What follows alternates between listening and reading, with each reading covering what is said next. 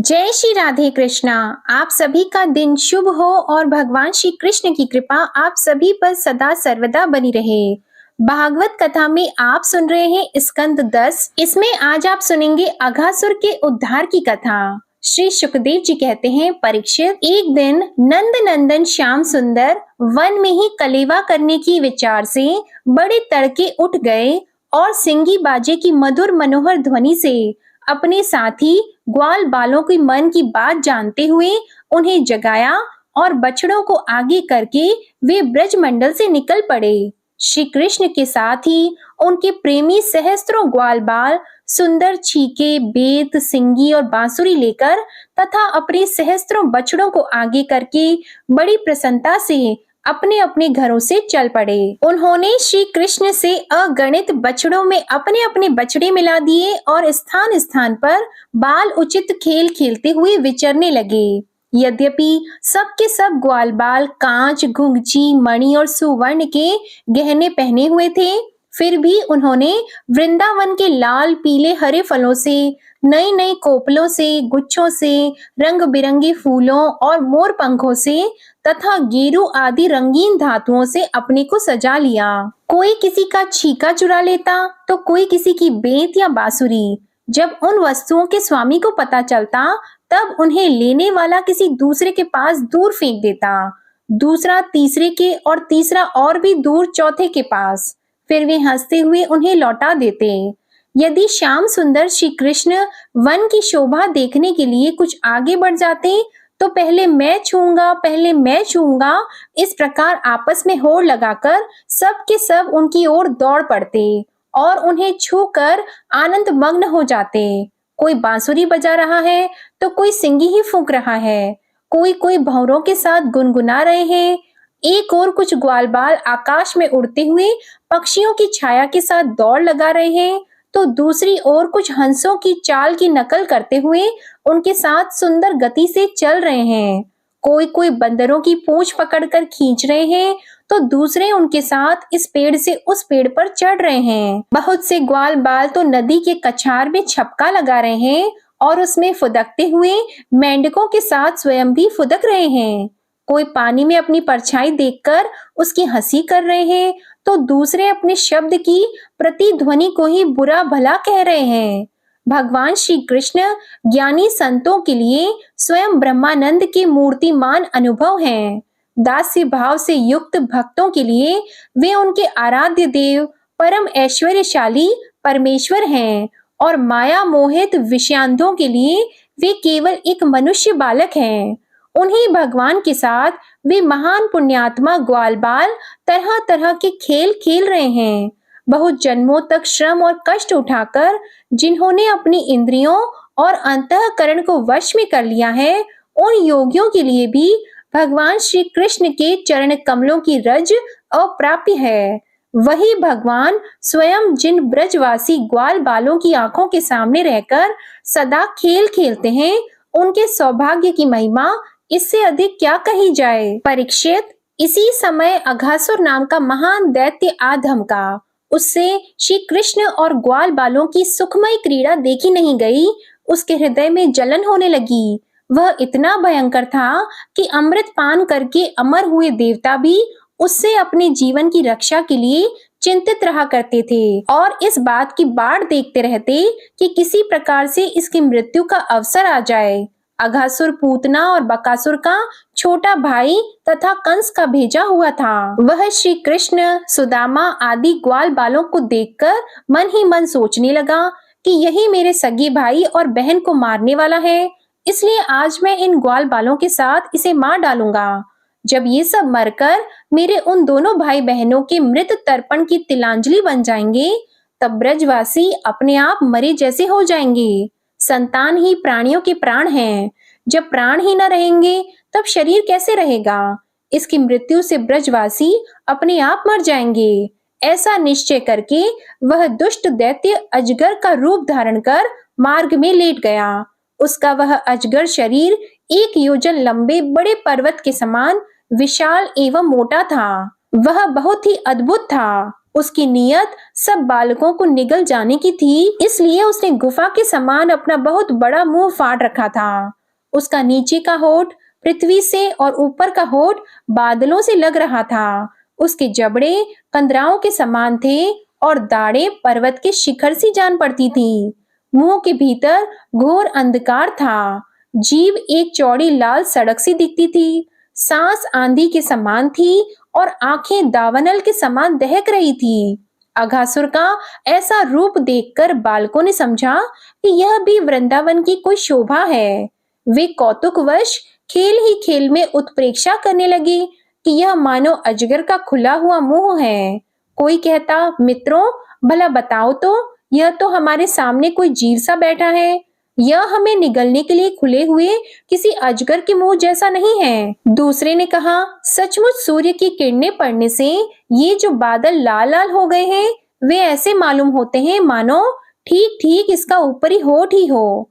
और उन्हीं बादलों की परछाई से यह जो नीचे की भूमि कुछ लाल लाल दिख रही है, वही इसका नीचे का होठ जान पड़ता है। तीसरे ग्वालबाल ने कहा, हाँ सच तो है, देखो तो सही, क्या ये दाईं और बाईं ओर की गिरी कंदराएं अजगर के जबड़ों की होठ नहीं करती? और ये ऊंची ऊंची शिखर पंक्तियां तो साफ साफ इसकी दाढ़ें मालूम पड़ती हैं। चौथे ने कहा, अरे भाई, यह लंबी चौड़ी सड़क तो ठीक अजगर की जीभ सरीखी मालूम पड़ती है। और इन गिरी श्रृंगों के बीच का अंधकार तो उसके मुंह के भीतरी भाग को भी मात करता है। किसी दूसरे ग्वालबाल ने कहा, देखो देखो, ऐसा जान पड़ता है कि कहीं इधर जंगल में आग लगी है, इसी से यह गरम और तीखी हवा आ रही है। परंतु अजगर की सांस के साथ इसका क्या ही मेल बैठ गया है। और उसी आग से जले हुए प्राणियों की दुर्गंध ऐसी जान पड़ती है मानो अजगर के पेट में मरे हुए जीवों के मांस की ही दुर्गंध हो। तब उन्हीं में से एक ने कहा, यदि हम लोग इसके मुंह में घुस जाएं तो क्या यह हमें निगल जाएगा? अजी, यह क्या निगलेगा? कहीं ऐसा करने की ढिठाई की तो एक क्षण में यह भी बकासुर के समान नष्ट हो जाएगा। हमारा ये कन्हैया इसको छोड़ेगा थोड़े ही। इस प्रकार कहते हुए वे ग्वालबाल बकासुर को मारने वाले श्री कृष्ण का सुंदर मुख देखते और ताली पीट पीट कर हंसते हुए अघासुर के मुंह में घुस गए। उन अनजान बच्चों की आपस में की हुई भ्रमपूर्ण बातें सुनकर भगवान श्री कृष्ण ने सोचा कि अरे, इन्हें तो सच्चा सर्प भी झूठा प्रतीत होता है। परीक्षित, भगवान श्री कृष्ण जान गए कि यह राक्षस है। भला उनसे क्या छिपा रहता? वे तो समस्त प्राणियों के हृदय में ही निवास करते हैं। अब उन्होंने यह निश्चय किया कि अपने सखा ग्वाल बालों को उसके मुंह में जाने से बचा लें। भगवान इस प्रकार सोच ही रहे थे कि सब के सब ग्वाल बाल बछड़ों के साथ उस असुर के पेट में चले गए, परंतु अघासुर ने अभी उन्हें निगला नहीं। इसका कारण यह था कि अघासुर अपने भाई बकासुर और बहन पूतना के वध की याद करके इस बात की बाट देख रहा था कि उनको मारने वाले श्री कृष्ण मुंह में आ जाएं, तब सबको एक साथ ही निगल जाऊं। भगवान श्री कृष्ण सबको अभय देने वाले हैं। जब उन्होंने देखा कि ये बेचारे ग्वालबाल, जिनका एकमात्र रक्षक मैं ही हूँ, मेरे हाथ से निकल गए और जैसे कोई तिनका उड़कर आग में गिर पड़े, वैसे ही अपने आप मृत्यु रूप अघासुर की जठराग्नि के ग्रास बन गए, तब देव की इस विचित्र लीला पर भगवान को बड़ा विस्मय हुआ और उनका हृदय दया से द्रवित हो गया। वे सोचने लगे कि अब मुझे क्या करना चाहिए, ऐसा कौन सा उपाय है जिससे इस दुष्ट की मृत्यु भी हो जाए और इन संत स्वभाव भोले भाले बालकों की हत्या भी न हो। ये दोनों काम कैसे हो सकते हैं? परीक्षित, भगवान श्री कृष्ण भूत भविष्य वर्तमान सबको प्रत्यक्ष देखते रहते हैं। उनके लिए यह उपाय जानना कोई कठिन नहीं था। वे अपना कर्तव्य निश्चय करके स्वयं उसके मुंह में घुस गए।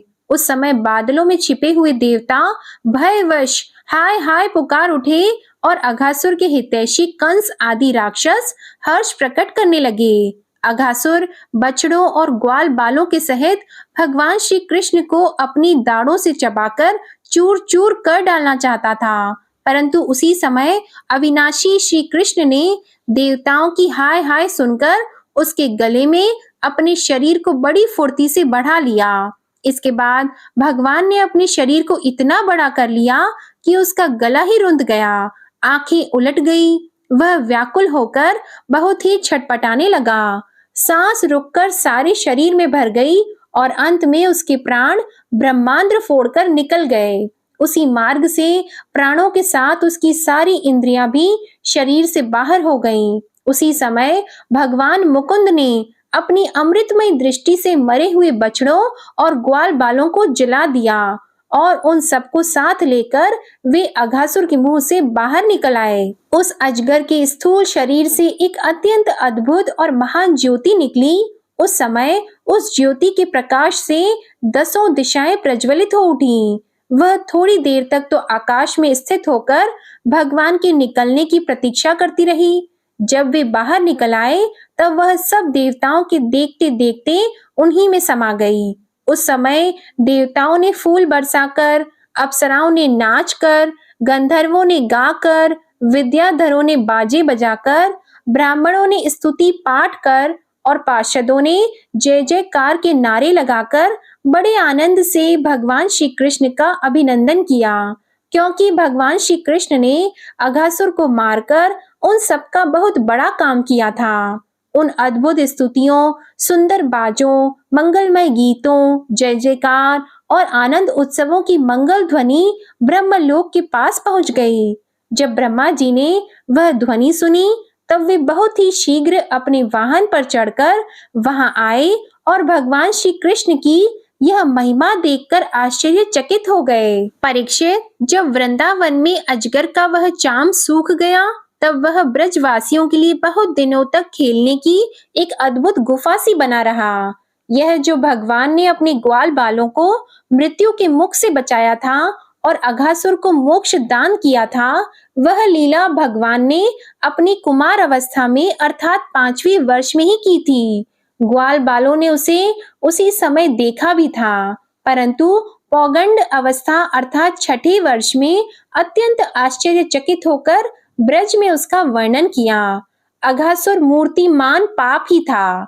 भगवान के स्पर्श मात्र से उसके सारे पाप धुल गए और उसे उस सारूप्य मुक्ति की प्राप्ति हुई जो पापियों को कभी मिल नहीं सकती।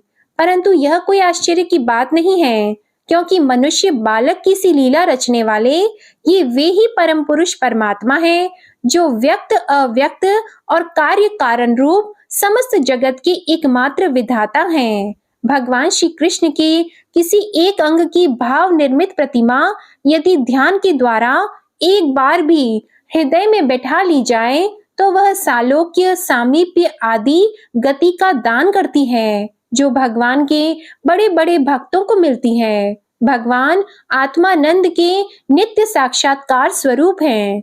माया उनके पास तक नहीं फटक पाती। वे ही स्वयं अघासुर के शरीर में प्रवेश कर गए। क्या अब भी उसकी सद्गति के विषय में कोई संदेह है? सूत जी कहते हैं, शौनक आदि ऋषियों, यदुवंश शिरोमणि भगवान श्री कृष्ण ने ही राजा परीक्षित को जीवन दान दिया था। उन्होंने जब अपने रक्षक एवं जीवन सर्वस्व का यह विचित्र चरित्र सुना तब उन्होंने फिर श्री शुकदेव जी महाराज से उन्हीं की पवित्र लीला के संबंध में प्रश्न किया। इसका कारण यह था कि भगवान की अमृतमय लीला ने परीक्षित के चित्त को अपने वश में कर रखा था। राजा परीक्षित ने पूछा, भगवान, आपने कहा था कि ग्वाल बालों ने भगवान की हुई 5वें वर्ष की लीला ब्रज में 6ठे वर्ष में जाकर कही। अब इस विषय में आप कृपा करके यह बताइए कि एक समय की लीला दूसरे समय में वर्तमान कालीन कैसे हो सकती है? महायोगी गुरुदेव, मुझे इस आश्चर्यपूर्ण रहस्य को जानने के लिए बड़ा कौतूहल हो रहा है। आप कृपा करके बताइए। अवश्य ही इसमें भगवान श्री कृष्ण की विचित्र घटनाओं को घटित करने वाली माया का कुछ न कुछ काम होगा, क्योंकि और किसी प्रकार ऐसा नहीं हो सकता। गुरुदेव, यद्यपि क्षत्रिय उचित धर्म ब्राह्मण सेवा से विमुख होने के कारण मैं अपराधी नाम मात्र का क्षत्रिय हूँ, तथापि हमारा अहोभाग्य है कि हम आपके मुखा अरविंद से निरंतर झरते हुए परम पवित्र मधुमय श्री कृष्ण लीला अमृत का बार बार पान कर रहे हैं। सूत जी कहते हैं, भगवान के परम प्रेमी भक्तों में श्रेष्ठ शौनक जी, जब राजा परीक्षित ने इस प्रकार प्रश्न किया, तब श्री सुखदेव जी को भगवान की वह लीला स्मरण हो आई और उनकी समस्त इंद्रियां तथा अंतःकरण विवश होकर भगवान की नित्य लीला में खिंच गए। कुछ समय के बाद धीरे धीरे श्रम और कष्ट से उन्हें बाह्य ज्ञान हुआ। तब वे परीक्षित से भगवान की लीला का वर्णन करने लगे। अब किस प्रकार 5वें वर्ष में घटित हुई बाल्य लीला का वर्णन उन ग्वाल बालों ने 6ठे वर्ष में किया, इसका रहस्य आप अगले अध्याय में सुनिएगा। जय श्री कृष्णा। आज की कथा समाप्त हुई। उम्मीद है आपको आज की कथा पसंद आई होगी। अगर पसंद आए तो वीडियो को लाइक करिएगा, शेयर करिएगा, कमेंट में भगवान श्री कृष्ण की जय लिखिएगा और हमारे चैनल पर कार्तिक मास महात्म्य की कथाओं को भी अपना प्यार अवश्य दीजिएगा। धन्यवाद।